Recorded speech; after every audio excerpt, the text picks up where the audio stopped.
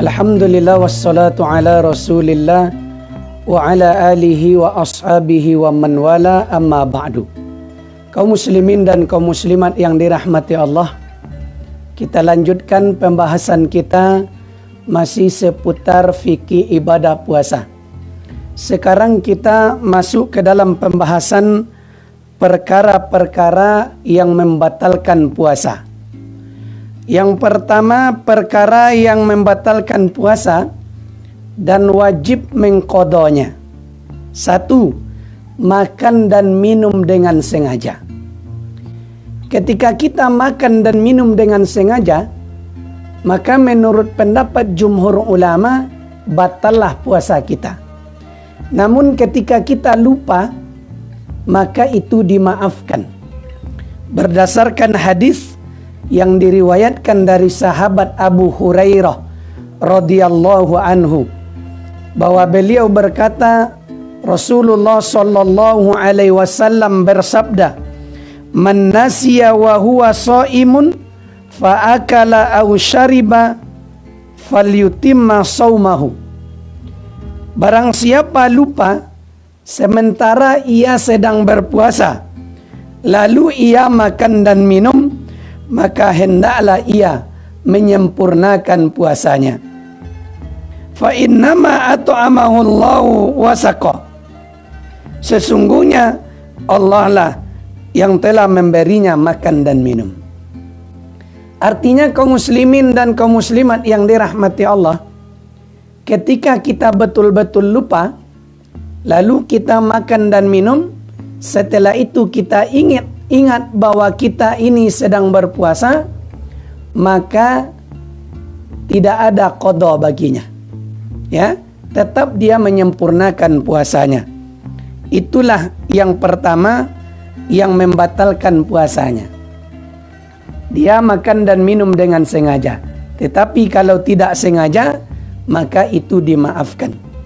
Begitu juga di dalam Al-Quran, surat Al-Ahzab, surat yang ke-33, ayatnya yang ke-5. Apa kata Allah Subhanahu wa ta'ala? A'udzu billahi minasyaitonir rajim. Wa laisa 'alaikum junahun fima akhta'tum bihi walakin ma ta'ammadat qulubukum. Dan tidak ada dosa atasmu terhadap apa yang kamu khilaf padanya, tetapi yang ada dosa itu adalah apa yang disengaja oleh hatimu. Bahkan di dalam surat Al-Baqarah ayat 286, kita sering berdoa kepada Allah Subhanahu wa ta'ala, Rabbana la tu'akhidhna in nasina aw akhta'na. Ya Rabb kami, janganlah engkau hukum kami jika kami lupa atau kami bersalah.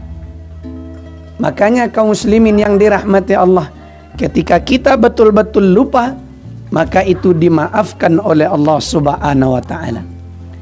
Yang kedua yang membatalkan puasa itu adalah muntah dengan sengaja. Namun ketika kita muntah tidak sengaja, maka itu tidak batal puasa kita. Berdasarkan hadis yang juga diriwayatkan dari sahabat Abu Hurairah radhiyallahu anhu, bahwa beliau berkata, Rasulullah sallallahu alaihi wasallam bersabda, "Man zara'atul qai'u falaysa alaihi qada'un." Barang siapa yang terdesak untuk muntah, maka tidak ada qada baginya. Artinya puasanya tidak batal. Dia tidak perlu mengqadanya. Ya. Wa man istaqa'a amadan, ya, falyaqdi. Dan barang siapa yang sengaja muntah, maka ia wajib mengqadanya. Jadi kalau sengaja muntah itu mungkin, ya, kita yang sengaja untuk, ya, mungkin bisa saja tangan kita masukkan ke dalam mulut kita, atau memang kita memang sengaja untuk muntah, maka ini menurut pendapat jumhur ulama batallah puasa kita. Tapi kalau tidak sengaja, muntah dengan sendirinya tanpa kita paksa, maka itu tidaklah batal puasanya. Yang ketiga, yang membatalkan puasa itu adalah haid dan nifas. Ya, haid dan nifas. Siapa saja wanita yang mengalami haid dan nifas, walaupun hanya sesaat saja pada siang hari di bulan Ramadan, maka batallah puasanya dan nanti dia harus mengqadanya. Begitu menurut pendapat ijma' ulama. Ya. Lalu yang berikutnya yang membatalkan puasa itu adalah sengaja melakukan onani. Ya, sengaja melakukan onani. Ya. Mengeluarkan mani tanpa dengan persetubuhan. Apakah itu dengan tangannya? Apakah itu ya karena dia bercumbu dengan istrinya atau suaminya atau yang sejenisnya? Ya, lalu keluar maninya, maka juga menurut pendapat jumhur ulama, maka batallah puasanya. Wahai kaum muslimin dan kaum muslimat yang dirahmati Allah, kami ingatkan pada kesempatan kali ini, kalau seandainya iman kita tidak kuat, maka jangan kita bercumbu dengan istri kita, jangan kita bercumbu dengan suami kita. Dikhawatirkan nanti maka akan keluar mani kita, sehingga menyebabkan batallah puasa kita. Kemudian yang berikutnya yang membatalkan puasa itu adalah keluar dari Islam alias murtad. Ya, tidak ada perbedaan di kalangan ulama, mereka semuanya sudah sepakat ketika ada orang yang murtad maka secara otomatis puasanya batal. Ya, sebagaimana di dalam Al-Quran surat Az-Zumar, surat yang ke-39 ayat yang ke-65. La in asyrakta la yahbatanna amaluka. Jikalau sekiranya kamu tetap melakukan kesyirikan, maka hapuslah amalanmu. Ketika orang sudah murtad dari agama Islam, berarti dia telah melakukan kesyirikan kepada Allah Subhanahu wa ta'ala. Secara otomatis maka batallah puasanya. Nah, kemudian perkara yang membatalkan puasa yang berikutnya adalah dia wajib mengqadanya dan juga wajib membayar kifarat. Apa itu? Yaitu orang yang melakukan hubungan suami istri pada siang hari di bulan Ramadan. Di dalam sebuah riwayat dari sahabat Abu Hurairah radhiyallahu an, beliau bercerita, suatu hari kami sedang duduk-duduk bersama Nabi sallallahu alaihi wasallam. Lalu datanglah seorang laki-laki. Ya Rasulullah, celaka aku ya Rasulullah. Kenapa? Kata Rasulullah, apa yang telah menimpamu? Lalu laki-laki tadi menjawab, aku telah melakukan hubungan suami istri. Aku telah setubuhi istriku pada siang hari ya Rasulullah.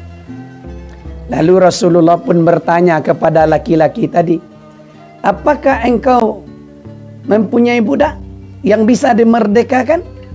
Lalu laki-laki tadi menjawab, tidak ya Rasulullah. Kalau begitu kata Rasulullah, engkau puasa 2 bulan berturut-turut. 2 bulan berturut-turut kata Rasulullah.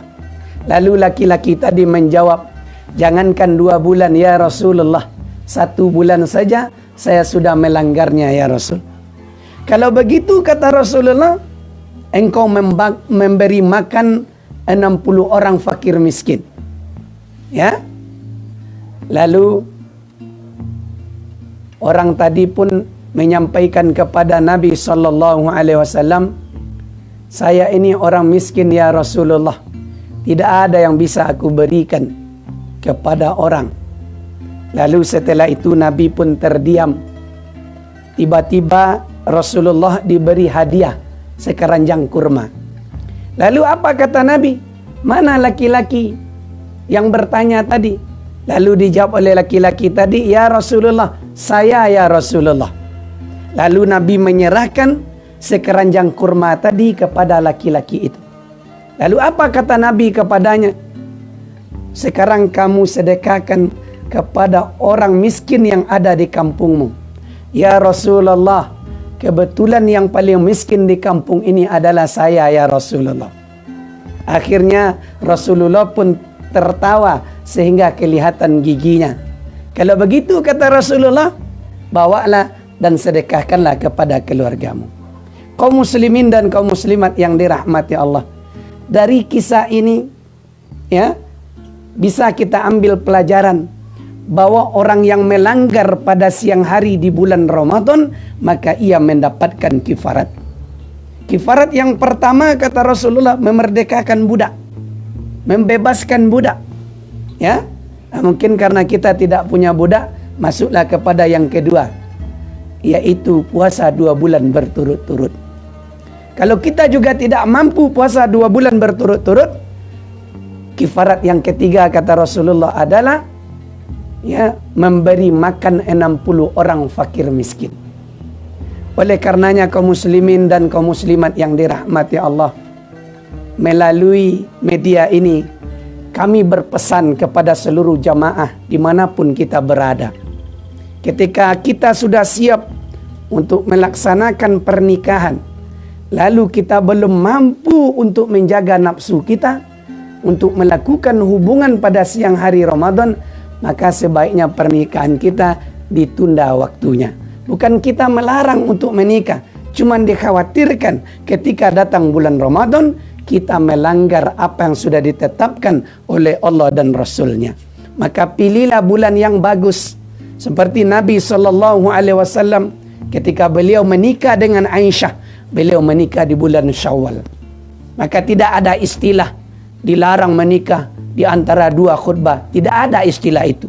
Ya, bahkan di bulan Syawal itu adalah menikah yang paling bagus, karena Nabi SAW juga menikah dengan Aisyah pada bulan Syawal. Maka sebagai kesimpulan, wahai kaum muslimin yang dirahmati Allah, supaya kita tidak mendapatkan kifarat, maka jangan kita langgar aturan Allah dan Rasulnya. Jangan sampai kita melakukan hubungan suami istri pada siang Ramadan. Kenapa? Karena kifaratnya pasti kita tidak akan mampu untuk membayarnya. Ketika kita tidak mampu membayarnya, maka nanti kita akan berdosa. Tentu kita akan merugi baik di dunia apalagi di akhirat. Inilah tausiah kita pada sore hari ini. Mudah-mudahan apa yang kita sampaikan ini ada manfaatnya. Terima kasih atas segala perhatian. Mohon maaf atas segala kekurangan. Aqulu qawli hadza astaghfirullahi wa lakum. Subhanakallahumma wa bihamdika asyhadu an la ilaha illa anta astaghfiruka wa atubu ilaik. Assalamualaikum warahmatullahi wabarakatuh.